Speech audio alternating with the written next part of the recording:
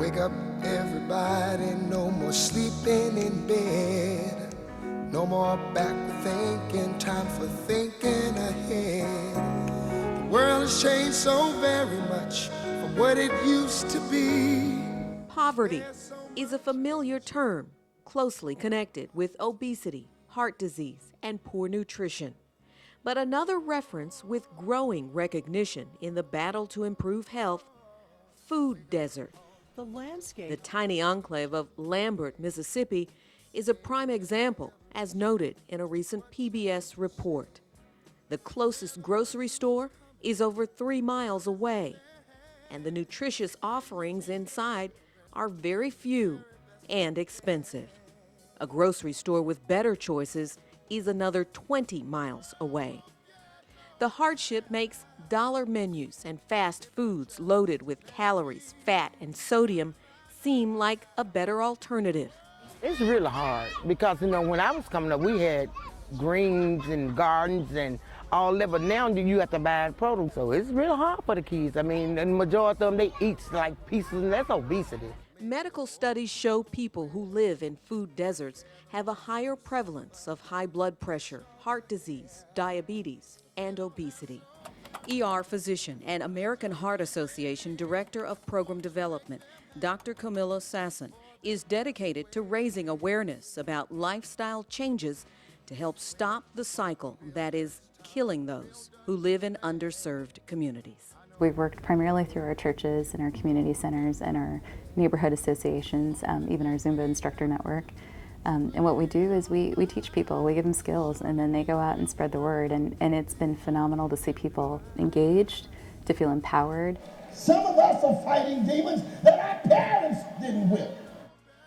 In Dallas, Texas, at a mega church with members at every income level, Inspiring Body of Christ church pastor Ricky Rush preaches encouragement over healthy food choices, and church ministries here get people moving and organize health screenings. I think one of the keys lies is in our self-discipline. Are we disciplined enough to do something about what we know could be dangerous?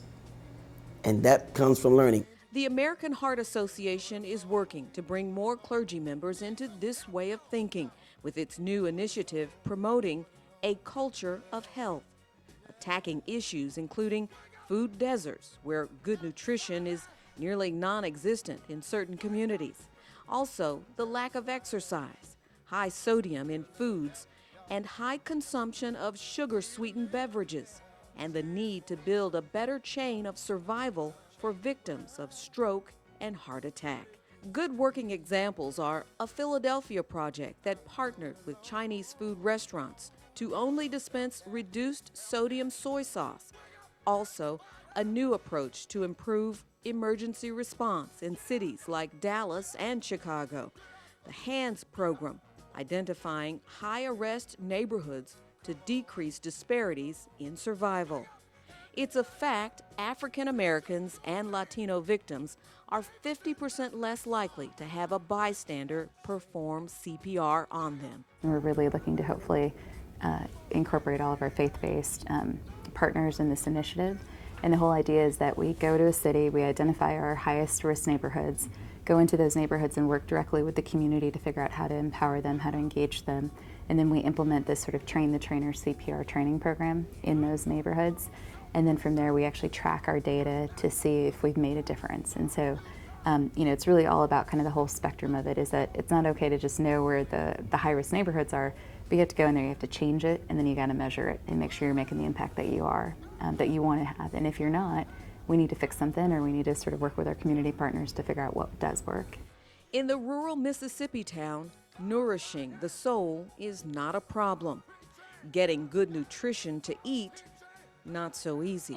It's why New Mount Zion church pastor Michael Jocelyn and wife Evelyn do their part with a community garden, teaching youngsters how to farm and growing enough vegetables for the entire congregation. We don't just grow vegetables for ourselves because our children are grown, basically. We grow enough vegetables to feed the entire congregation, especially the elderly. We have a Healthier Congregation initiative. We've partnered with other congregations in the community where we're growing a community garden. That's on a larger scale. We're not going to change it overnight, but I think if we're consistent and we do it collectively and collaboratively, then I think we can make a difference. From small, low-income towns to major metropolitan cities. We have to get back to the basic key element of saying we perish from the lack of knowledge. What we don't know can kill us. What we know half-heartedly will kill us slowly.